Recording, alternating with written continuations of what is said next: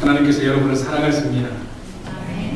하나님께서 또한 여러분을 기뻐하실 줄 믿습니다. 우리 옆 사람과 이렇게 얼굴 또 눈을 마주치면서 하나님께서 당신을 사랑하십니다 이렇게 인사하실까요?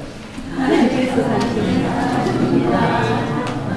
한 번 더 하시죠. 하나님께서 참으로 당신을 기뻐하십니다 이렇게 인사하십니다. 아멘. 하나님께서 하나님의 사랑을 받는 것보다 하나님 우리를 보시고 기뻐하시는 것보다 더 행복한 일이 어디 있습니까? 평생에 그런 하나님이 주시는 행복을 누리며 사는 여러분 되시기를 주의 이름으로 축복합니다.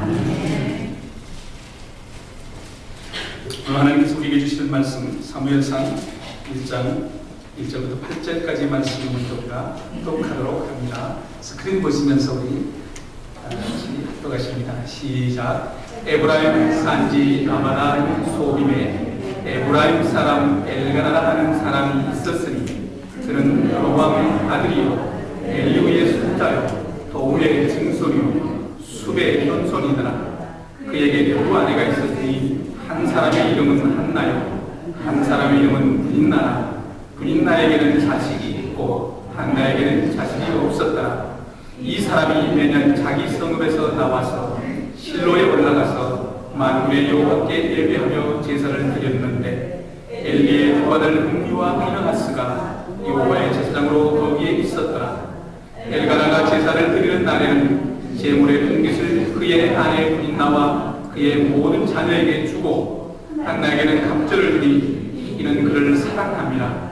그러나 여호와께서 그에게 임신하지 못하게 하시니 여호와께서 그에게 임신하지 못하게 하심으로 그의 적수인 분인나가 그를 심히 격분하게 하여 괴롭게 하더라.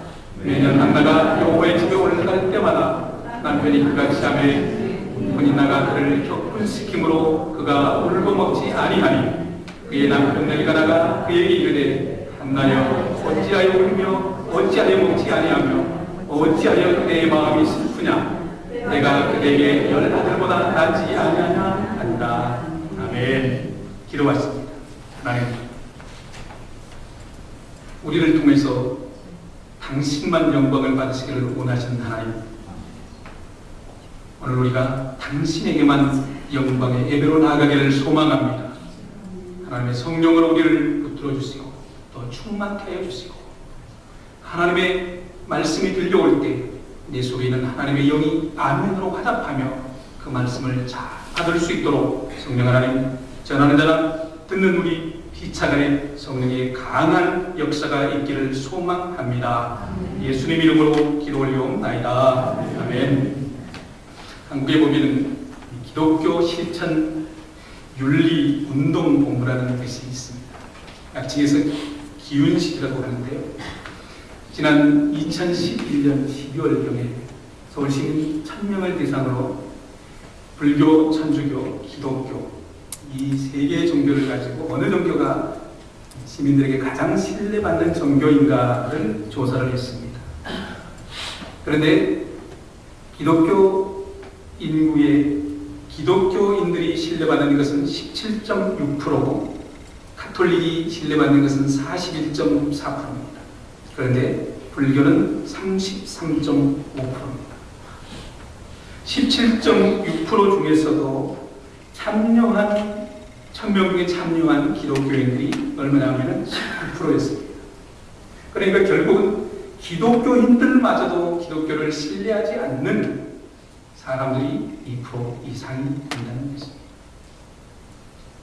계속해서 조사하기를 한국에서 가장 불신을 받는 집단이 어디냐 이렇게 조사하니까 첫 번째가 정치 집단이고 두 번째가 기독교 지도자들 집단이라는 것입니다. 교회사를 연구하는 학자들은 지금의 우리 조국의 교회보다 더 타락한 교회 시대는 없었다고 그렇게 얘기합니다.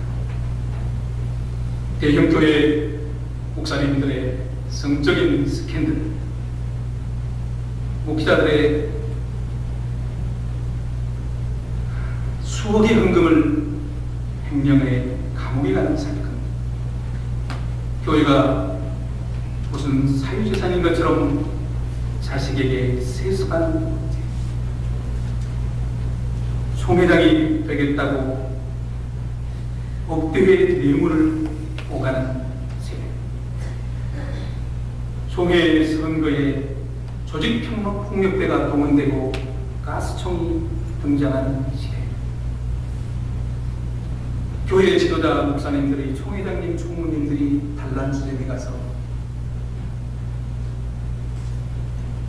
또 도우미들과 계속적인 연락을 주고하는 믿을 수 없는 이 시대를 우리는 살아가고 있습니다. 왜 슬프게도 이런 현실들이 오늘 조국교회에서 일어나는지 모르겠습니다. 세계 어느 나라에서도 이런 일이 있는지 저는 들어보지 못했습니다. 더구나 목사가 아들에게 교회를 세습해도 교회의 다수가 찬성하는 이런 희한한 일들이 미국에서 있는지 저는 모르겠습니다. 더더구나 이런 수많은 일들이 교회 가운데 또 지도자들 가운데 일어남에도 불구하고 교회 교우들은 그 행위를 심각하게 받아들이거나 문제되거나 받아들이지 묵인하고 방조하는 이 교분들은 과연 어떤 하나님을 믿고 있는지 저는 잘 모르겠습니다. 어떤 학자는 오늘 조국의 한국교회에 세 가지 이상이 있다고 이렇게 얘기했습니다. 하나는 명예입니다. 두 번째는 돈입니다. 그리고 세 번째 가장 심각한 것은 우리 교회라는 우상입니다. 더 설명하지 않아도 여러분은 그 뜻이 무슨 뜻인지 아실 것입니다. 오늘 조국의 교회는 오늘 보면 사무엘상 곧 사사시대와 너무나 비슷하다는 것을 알 수 있습니다. 사사시대에는 이렇게 사사시대를 기록하고 있습니다. 그때에는 이스라엘의 왕이 없으므로 사람이 각각 자기 소견에 옳은 대로 행하였다. 오늘 조국의 교회가 하나님을 하나님으로 인정하지 않고 내가 하고 싶은 대로 사는, 하나님을 전혀 두려워하지 않는 모습이 마치 사사시대의 모습과 비교가 됩니다. 정말로 그들이 하나님을 알고, 정말로 그들이 하나님을 만나고, 정말로 그들이 죄악 가운데서 예수 그리스도의 십자가의 죽음으로 인해서 구원을 얻은 사실을 알고 인정한다면, 아니 체험했다면, 하나님을 진짜로 믿는다면 어떻게 그렇게 하나님의 영광을 가리우는 일들을 할 수가 있겠냐 이 말입니다. 오늘 본문에는 두 가정을 소개하고 있습니다. 한 가정은 엘가나라는 사람의 가정, 또 한 가정은 엘리 제사장의 가정입니다. 그런데 오늘 본문 1절에 보면은 에브라임 산지에 엘가나라는 사람이 살고 있는데, 이 엘가나를 소개할 때 1절에 보면은 여로함의 아들 엘리후의 손자 도의 증손 수의 현손이라 하니, 이렇게 4대에 걸쳐서 저를 소개하는 것은 한마디로 얘기하면은 이가 레이 후손이라는 것입니다. 다시 말하면 제사장의 후손이라는 것입니다. 믿음의 후손이라는 것을 얘기하고자 하는 것입니다. 보면은 엘가나는 끊임없이 하나님 앞에 매년 실로에 여호와의 집 올라가 만군의 여호와께 예배하고 제사했다고 2번씩이나 8절 가운데 기록되고 있습니다. 또 한 사람은 엘리 제사장의 집안입니다. 두 아들 홈리와 비누아스도 제사장입니다. 이 제사장은 사역하는 이 실로라는 것은 이스라엘의 신앙과 종교의 중심지입니다. 모든 백성들은 1년에 3차례씩 꼭 실로에 올라와서 여호와께 제사를 드리게 했습니다. 엘리는 이스라엘의 최고의 종교 지도자입니다. 그런데 최고의 종교 지도자임에도 불구하고 엘리를 어떻게 소개하면 하나님과 교제가 단절된 무능한 제사장으로 1장 2장에서 계속되고 엘리를 부정하게 소개하는 것을 보게 됩니다. 한나가 너무나 괴로워서 통곡하며 기도하고 있는 한나에게 여자여 어찌하여 태어날 때부터 술 먹고 술 취했느냐. 이 모습을 보더라도 엘리가 어떤 영적 상태를 가지고 있는 것을 보게 됩니다. 엘리를 묘사하되 엘리는 비둔한 자라 이렇게 얘기했어요. 비둔하다는 것은 뚱뚱하다, 살이 쪄서 움직이기가 불편하다는 것입니다. 1장에 2장에 보면 엘리를 어떻게 설명하냐면 엘리가 의자에 앉았더라, 엘리가 누워있더라, 엘리가 앉아있더라, 누워있더라는 것을 두 번씩이나 계속적으로 그의 상태를 말씀하는 것을 보게 합니다. 누워있고 앉아있는 비둔한 그 엘리를 우리가 상상할 때 그가 과연 그의 영적 상태와 비교해서 우리는 그를 볼 수가 있어요. 엘리는 눈이 많아, 나이가 많아, 나이가 들어 눈이 점점 어두워졌더라 이렇게 얘기하고 있습니다. 눈이 어두워졌더라.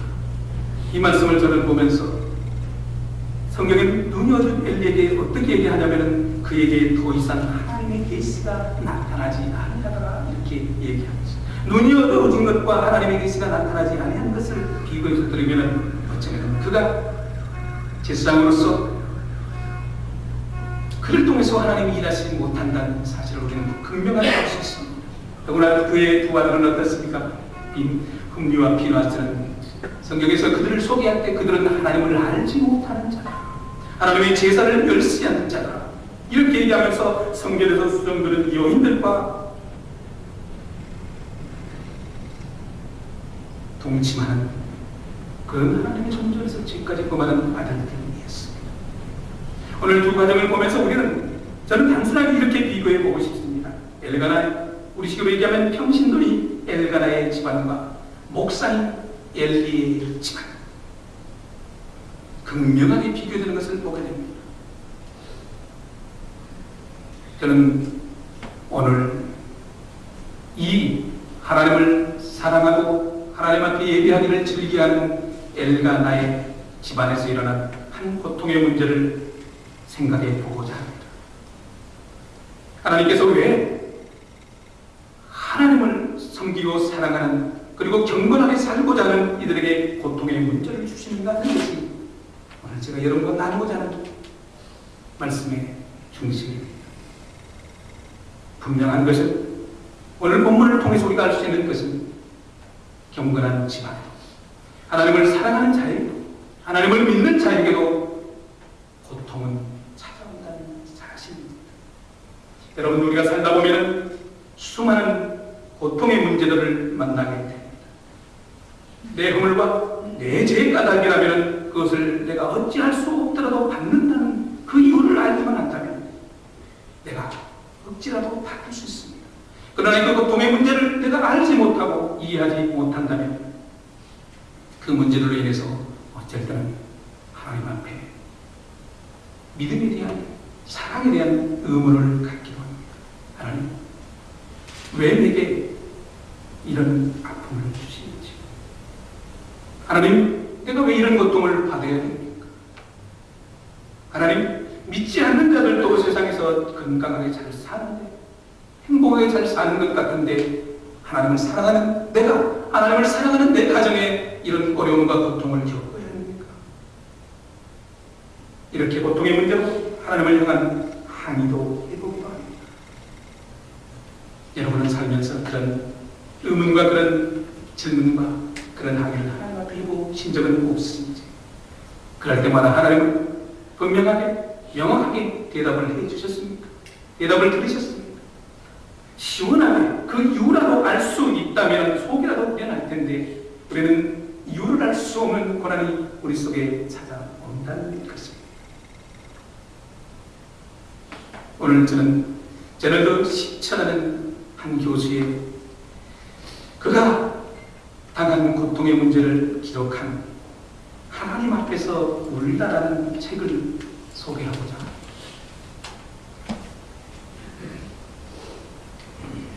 책의 내용은 사랑하는 가족을, 사랑하는 어머니와 사랑하는 아내와 사랑하는 딸을 한 차에 타고 있으면서 교통사고로 잃게 됩니다.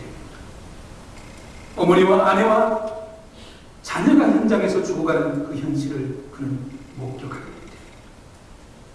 인디언 캠프를 갔다 오다. 그들은 경건한 가정이었습니다. 남편은 학자였고 또 인디언의 역사를 가르치는 교수였습니다. 아내는 교회에서 음악으로 하나님의 몸된 교회를 섬기는 참으로 신실한 사람이 됐습니다. 그런데 음주운전자에 의해서 세 여인을 그는 잃게 해요. 그는 왜 하나님 그 고통 가운데서 하나님 앞에 의문을 계속해서 던집니다. 복수의 뜨거운 마음도 올라옵니다. 현실을 부정하고 싶습니다. 분노가 가득 차서 잠을 이루지 못하는 고통의 날들을 그는 보냅니다. 사랑하는 나를, 사랑하는 어머니를, 사랑하는 자녀를 잃었다는 그것 때문에, 낯가리를 잃었다는 그 죄책감 때문에 그는 우울하게 보냅니다. 더구나 살아남은 세 자녀는 장애를 입고 만신창이가 된 그 몸으로 밤이면 아빠에게 찾아와 아빠, 엄마가 보고 싶어. 그때마다 그는 아이들에게 울면 안 된다고 가르칩니다. 울면 안 된다. 그럼에도 불구하고 애들이 잠들고 나면 그는 홀로 침대에 머리를 묻고 아내가 그리워서 자녀가 가고 싶어서 그는 울면서 하나님 왜 내게 이런 고통이 있어야 됩니까?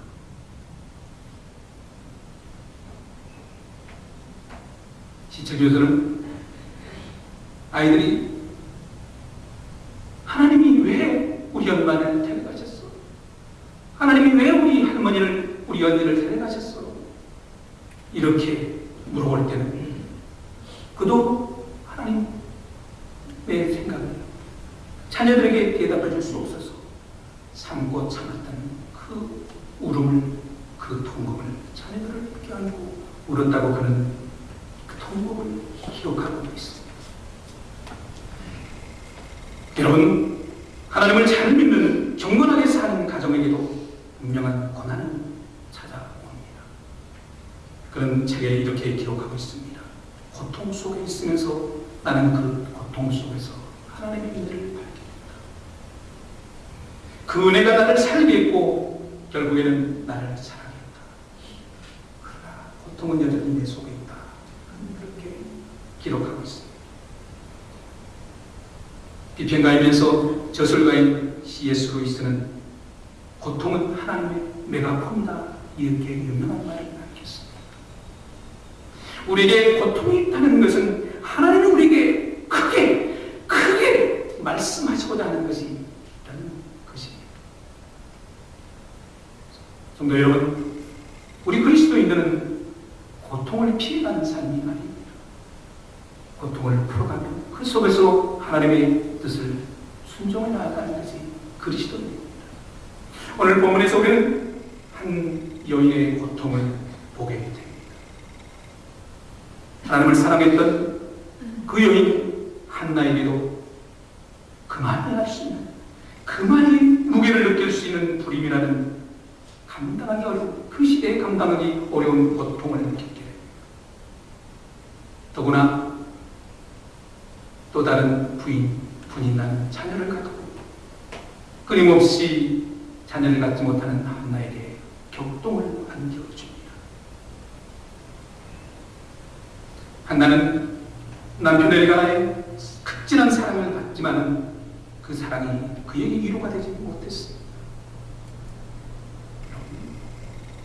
그 시대에 아이를 갖지 못하는 여인의 심정을 오늘 우리는 다 이해하지 못할 것입니다. 아내가 남편이 아내를 향해서 내가 당신 10아들보다 낫지 않냐 이렇게 위로한들 그게 무슨 위로가 되겠습니까? 재물을 갑절로 받은들 그에게 무슨 위로가 되겠습니까? 한나의 마음은 결국 괴로워서 하나님 앞에 통곡으로 터져나옵니다.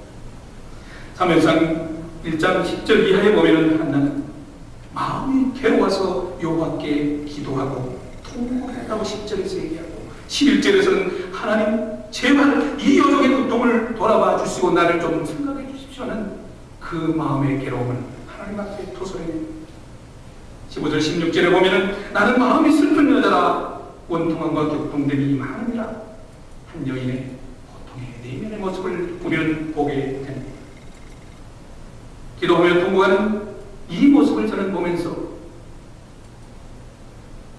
사레기에 쫓겨나 광야에서 아들 이스마엘을 끌어안고 통곡하는 광야의 하갈을 저는 생각하게 됩니다.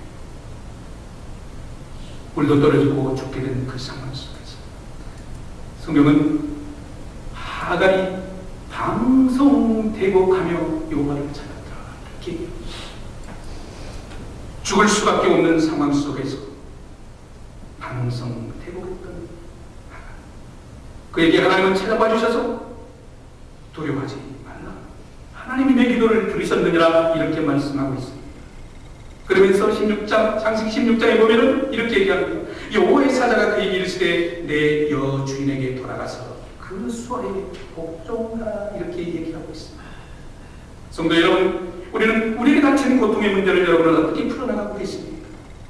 내가 짊어지고 끙끙대고 가시고 있습니까? 내가 해결할 수 없음을 알고도 그래도 지고가며 힘들어하고 있지는 않습니다. 오늘 저는 여러분에게 가지고 있는 그 고통의 문제를 한나를 통해서 해결의 실마리를 찾았으면 좋겠습니다. 한나와 하갈이 하나님 앞에 물었습니다.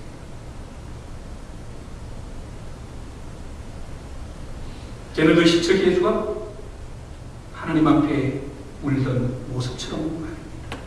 그리고 하나님께서는 하갈에게 고통을 피하지 말고 내 여주인에게 들어가라, 고통의 현장으로 고통 속으로 들어가라는 것입니다. 한나도 이제는 그 고통을 가지고 고통의 속으로 들어가라는 것입니다. 하나님, 그리고 하나님 앞에 간구하라. 성도 여러분, 여러분이 가지고 있는 고통의 문제를 우리는 하나님 앞에 끊임없이 하나님, 내 고통의 문제를 들어주세요, 이렇게 우리는 기도합니다.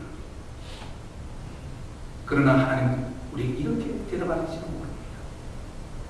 이 고통의 문제를 내게 와야 되지 않겠냐고, 내게 토스토를 해야 되지 않겠냐고 하나님은 그렇게 우리에게 방문하신다고 합니다. 하나님, 내 고통의 문제를 풀어주세요, 이렇게 하나님 앞에 강청할 때 그 고통을 속으로 들어오라는 하나님의 음성기도 보겠습니다. 하나님 앞에서 하나님 앞에 통곡하고 그 고통의 문제를 가지고 하나님 앞에 나아가는 것. 그런데 이 시대를 살아가는 우리에게는 한나처럼 하갈처럼 저는 시처 교수처럼 우리에게는 눈물이 여러분은 하나님 앞에서 울어본 적이 언제 있습니까? 그렇게 문제가 없습니까? 그렇게 잘 살고 있습니까? 그렇게 믿음으로 살고 있습니까? 눈물의 제목들이 없습니까? 눈물이 없다는 것은 하나님 앞에 진실하지 못하다는 것입니다. 문제를 가지고 하나님 앞에 나아가지 못한다는 것입니다. 여러분, 하나님 앞에서 울면, 하나님 앞에서 통곡하면 보이지 않던 길이 보입니다. 들리지 않던 하나님의 음성이 눈물을 통해서 들려지게 됩니다. 하나님 앞에서 우는 사람은 행복한 사람입니다. 그 하나님 앞에서 울던 그 눈물의 한경으로 우리는 하나님만 볼 수 있는 영적 세계를 볼 수 있습니다. 우리에게 지금 필요한 것은 바로 눈물의 안경인지 모릅니다. 오늘 본문 8절, 5절, 6절에서 보면 한번 이렇게 얘기하고 있습니다. 5절 볼까요? 여호와께서 그에게 임신하지 못하게 하시니, 6절 여호와께서 그에게 임신하지 못하게 하시니. 지금 우리의 삶의 고통의 문제들이 왜 외롭냐는 것은 오늘 5절 6절에서 얘기하는 것처럼 여호와께서 그 고통의 문제를 주시고 여호와께서 그 고통의 문제를 붙들고 여호와께서 그 고통의 문제를 알고 계신다는 사실을 우리가 인정하지 못하고 그것을 알지 못하기 때문에 우리가 그 고통의 문제를 짊어지고 가는 것 아니겠습니까? 여러분, 우리가 분명히 알아야 될 것은 한나의 태를 맡고 있었던 것은 여호와의 손이었습니다. 한나의 잘못도 아닙니다. 남편의 잘못도 아닙니다. 부인나의 잘못도 아닙니다. 중요한 것은 우리가 알아야 될 것은 우리의 고통의 문제를, 우리가 힘들어하는 그 문제를 여호와께서 여호와의 손으로 붙들고 계시다는, 여러분 여호와의 손을 볼 수 있는 믿음의 눈이 있기를 주의 이름으로 축원을 드립니다. 여러분 생각해 보십시다. 한나가 여호와께서 인태치 못하다는 사실을 알고 있었다면, 믿음으로 인정했다면 그가 분이나고 싸우겠습니까? 그가 그렇게 괴로워했겠습니까? 그가 그렇게 격분하고 울며 그런 고통의 나라를 보냈겠습니까? 지금 한나에게 필요한 것은 분노하는 것이 아닙니다. 괴로워하는 것이 아닙니다. 분인나와 싸우는 일이 아니라는 것입니다. 내게 일어난 이 불임이라는 고통을 주신 하나님의 의도를 알아가야 합니다. 여러분, 우리가 괴로운 것은 고난당하는 그 고난이 아니라 왜 이 고난을 하나님께서 주셨는지 그 의도를 알지 못해서 괴로워해야 하는 것 아니겠습니까? 고통의 내면의 문제, 외면의 문제만 붙들고 있는 것이 아니라 그 일에서 일하시는 하나님의 손을 보여야 되는 것 아니겠습니까? 이 시대는 하나님이 안 계시도 괴로운 것 아닙니다. 하나님을 믿지 못하기 때문에 시약으로 가는 것 아니겠습니까? 하나님을 신뢰하지 못하기 때문에 내가 괴로운 것 아니겠습니까? 하나님의 뜻을 알지 못해서 우리가 고통을 당하고 있는 것입니다. 성도 여러분, 여러분의 삶 속에 일어난 모든 문제를 하나님의 시각을 갖고 그 모든 문제 속에서, 그 모든 일 속에서 일하시는 하나님의 손을 보아야 합니다. 이런 사람이 건강한 신앙생활을 할 수 있습니다. 이런 사람이 하나님의 사람입니다. 이런 사람이 믿음의 사람 아니겠습니까? 여러분, 고통에는 뜻이 있습니다. 의미 없는 고통은 없다는 것입니다. 요한복음 9장 1절 이하에 보면 날 때부터 소경된 한 사람을 놓고 제자들이 예수님께 물어보고, 선생님, 이가 맹인으로 나는 것이 누구 죄로, 누구 죄 까닭입니까? 자기가 죄가 많아서 그렇습니까? 아니면 그의 부모가 죄가 많아서 그가 그렇게 맹인이 되었습니까? 예수님께서 말씀하십니다. 그의 죄도 그 부모의 죄도 아니고 그에게서 하나님이 하시고자 하는 일을 나타내고자 함이니라. 할렐루야. 여러분이 여러분이 가지고 있는 고통의 문제, 하나님께서 여러분을 미워서 여러분을 벌주려고 그 고통을 주는 것이 아니라 그 고통의 문제를 통해서 하나님의 일을, 하나님의 멋진 일을, 하나님의 믿음의 일을, 하나님의 영광을 나타내시기를 원하시는 그 하나님의 의도를 믿으시기를 바랍니다. 저는 우리 목사님 걱정하지 않습니다. 하나님이 사랑하십니다. 하나님이 사랑해주는 종, 그를 통해서 하나님의 영광이 드러날 줄로 믿습니다. 그렇습니다. 여러분, 내 문제도 화면으로 받아들여야 합니다. 성도 여러분, 여러분의 삶이 힘든 일들이 있습니까? 어떨 때는 골방에 들어가서 통과하고 싶은 데는 없습니까? 어떨 때는 울고 싶어도 눈물이 나오지 않는 그 가슴이 물든 것은 여러분 없습니까? 내 힘으로, 내 능력으로 어찌할 수 몰라 괴로워하는 그 문제를 여러분 없습니까? 성도 여러분, 저는 원합니다. 고통의 문제, 그 문제들로 더 이상 힘들어하지 마십시오. 하나님이 알고 계십니다. 더 이상 괴로워하지 마십시오. 하나님께서 그 일을 통해서 당신을 사용하기 원하십니다. 이제는 그 고통의 문제를 가지고 한나처럼, 하갈처럼 여호와 앞에 나와야 됩니다. 여호와 앞에 나온다는 것은 주의 존전의 그 고통의 문제를 통곡으로 내게 놓아야 된다는 것입니다. 눈물이 오는 이스라엘 사람, 기부의 연속곡을 보면서 울면서 눈물 사면서 하나님 앞에서 나오지 못하는 영적인 메마른 내 생명입니다. 심세를 한탄하면서 울지라도 왜 하나님 앞에서 울지 못하는 나의 모습. 하나님 앞에서 언제로 보았습니까? 기억이 나 있습니까? 하나님 앞에 울지 못하면서 예배 때가 되면 그래도 위장된 나를 가지고 믿는 척하며 예배하는 내 모습이 부끄럽지 않습니다.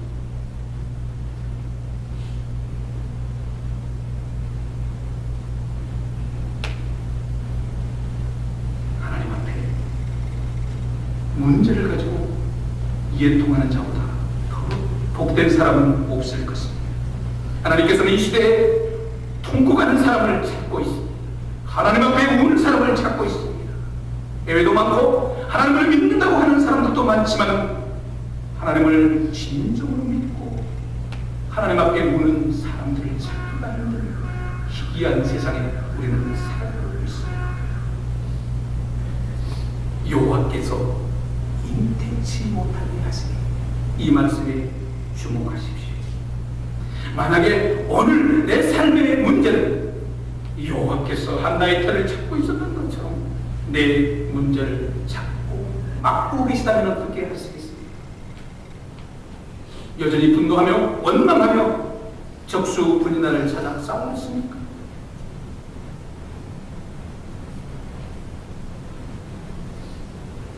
성도 여러분, 먼저 고통의 문제를 하나님 앞에 인정하고 내려놓아야 됩니다. 내려놓으면 가볍습니다. 저는 3살짜리 소아마비를 알았습니다. 그때는 왜 이렇게 소아마비가 많이 나는지 63년, 64년 저는 소아마비로 사춘기를 보내면서 참 많이 슬펐어요. 참 많이 외로웠어요. 참 많이 괴로웠습니다.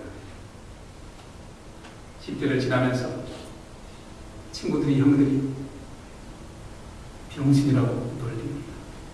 설득발이라고 놀립니다. 저는 그것을 인정할 수 없었어요. 저는 그것을 받아들일 수 없었어요. 그 얘기를 들으면 어떻게라도 저는 목소리를 피해냈어. 나는 그것을 인정할 수 없습니다. 그래서 달려가지 못하고 힘도 부족하니 어떡하겠습니까? 돌을 들어 복수합니다. 복수를 해도 평안이 없었습니다. 오히려 복수하고 온 그날 밤 돌에 맞은 부모가 집에 찾아옵니다. 어머니는 나를 다락방에 숨기고 어머니가 나가서 무릎 꿇고 빌며 외원합니다. 내 아들 용서해달라. 저는 그 어머니가 내 어머니가 받았던 수모를 저는 지금도 소원하게 기억하고 있습니다. 그러나 하나님을 믿고 나니 하나님을 알고 나니 내 현실을 인정하게 됩니다. 예수를 알고 나니까 병신에게 병신이라고 하는 것, 설득발에게 설득발이라고 하는 것, 그것이 무엇이 하는 것, 당연한 것. 인정하게 되니 평안해졌습니다. 받아들이고 나니 문제로 보이지 않았습니다. 한나의 모습이 내 모습인지 모릅니다. 한나는 여전히 절기 때마다 하나님의 존전에 예배드렸습니다. 경건한 집안의 모습을 가지고 있습니다. 그러나 한나의 약점이 무엇입니까? 하나님을 믿는다 하면서도, 하나님을 안다 하면서도, 하나님을 예배하는 자이면서도 내 삶 속에서 일하시는 하나님을 그는 보지도 알지도 깨닫지도 못했다는 것입니다. 여러분은 하나님을 믿는다 하면서도 하나님을 만나고 있습니까? 내 삶의 문제를 다치하시는 그 하나님을 보고 있습니까?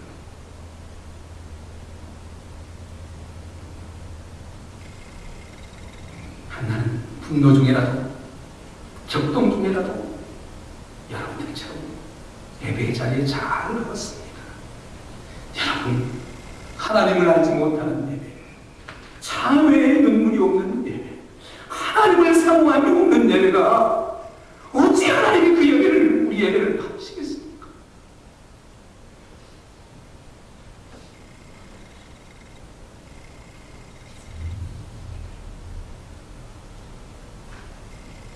여러분, 오늘 내 삶 속에 한나처럼 불임으로 개입하셨던 하나님이 여전히 내 삶 속에 개입하고 계시는 것을 믿으시기를 바랍니다. 엘리 제사장은 당연히 그것들을 가르쳐야 될 엘리 제사장은 영안이 어두워져서 한나의 고통 속에 일하시는 하나님을 그에게 보여주지 못했습니다. 그는 하나님의 의도도 알지 못했습니다.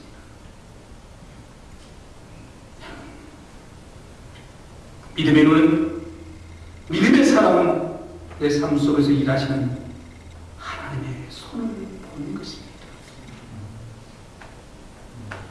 하나님의 손을 보는 그 순간 내 영의 눈이 열리면서 내 자아에, 내 죄된 자아의 처참한 멀고를 여러분은 발견하게 될 것입니다. 하나님 없이 살아가는 내 모습, 믿음 없이 하나님을 믿는다고 하는 내 위장되고 거짓된 내 모습을 그때 보게 될 것입니다. 세상과 짝하고 세상을 살아가는 죄악된 내 적나라한 모습을 그때 보게 될 것입니다. 내 죄의 두꺼운 껍질을 깨뜨리지 않는 한 내 속에 참의 눈물을 보십니다. 통곡의 눈물은 나오지 않을 것입니다. 왜냐하면 메마른 내 심령이 깨지지 않고는 결코 그 속에서 우리는 하나님을 향한 통곡이 있을 수 없기 때문입니다. 참의 눈물, 통곡의 눈물이 있고 난 그 후에 여호와께서 한나를 생각하시고 그 태를 여신같이 주께서 내 문제를 풀어주실 줄 믿습니다.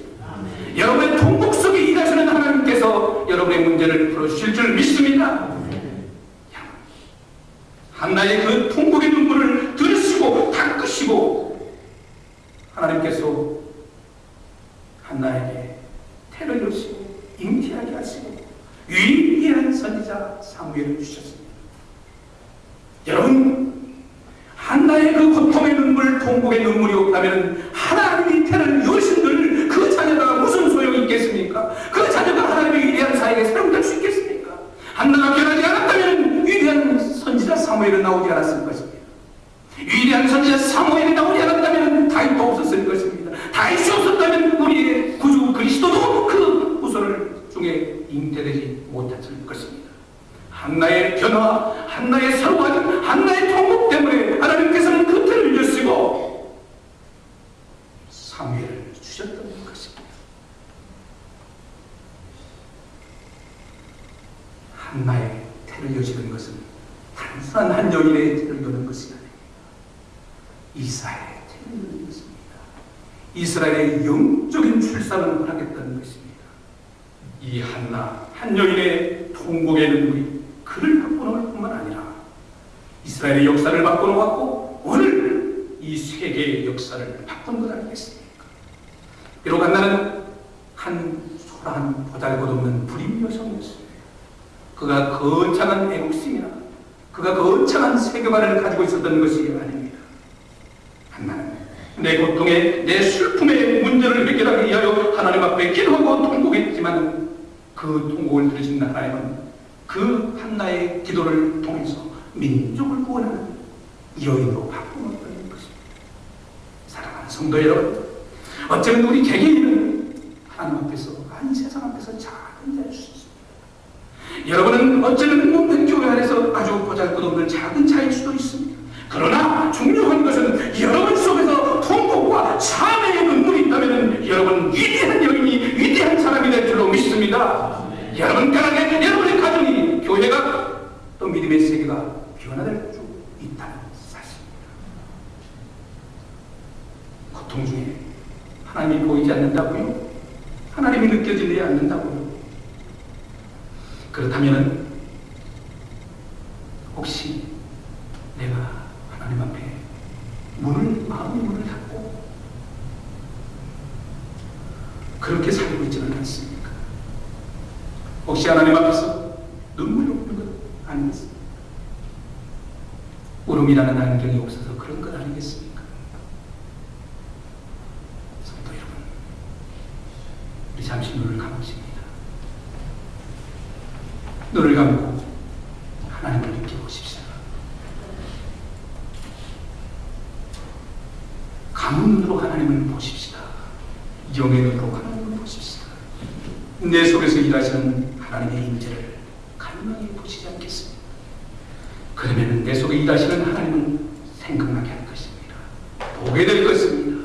만나게 될 것입니다.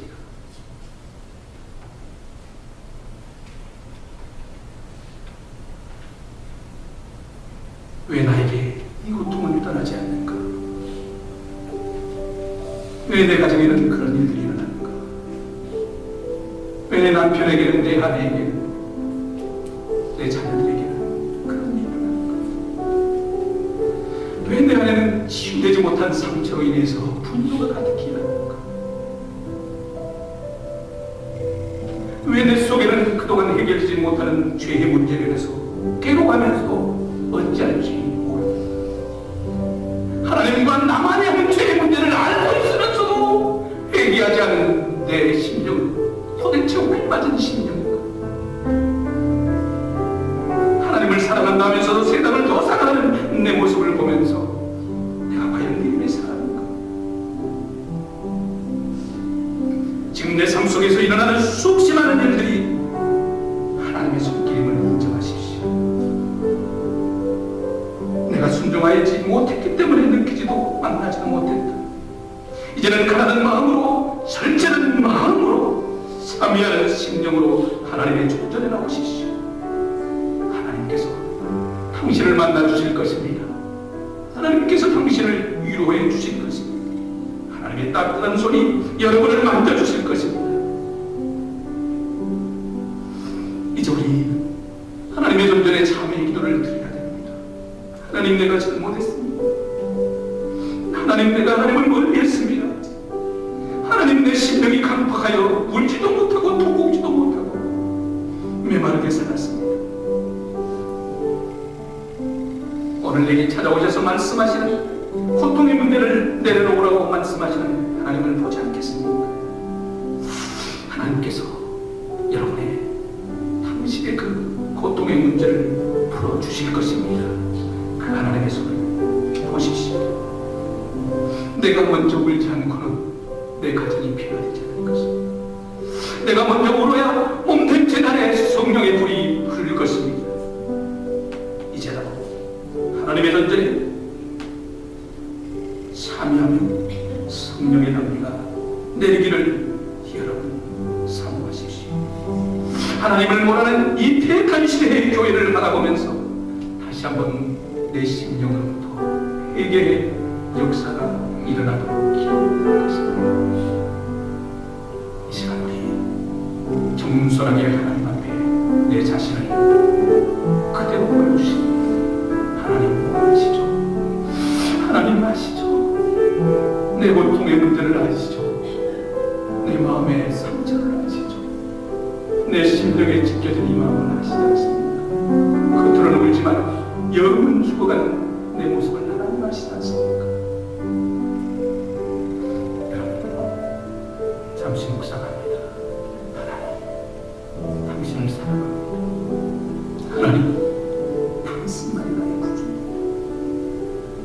당신만이 나의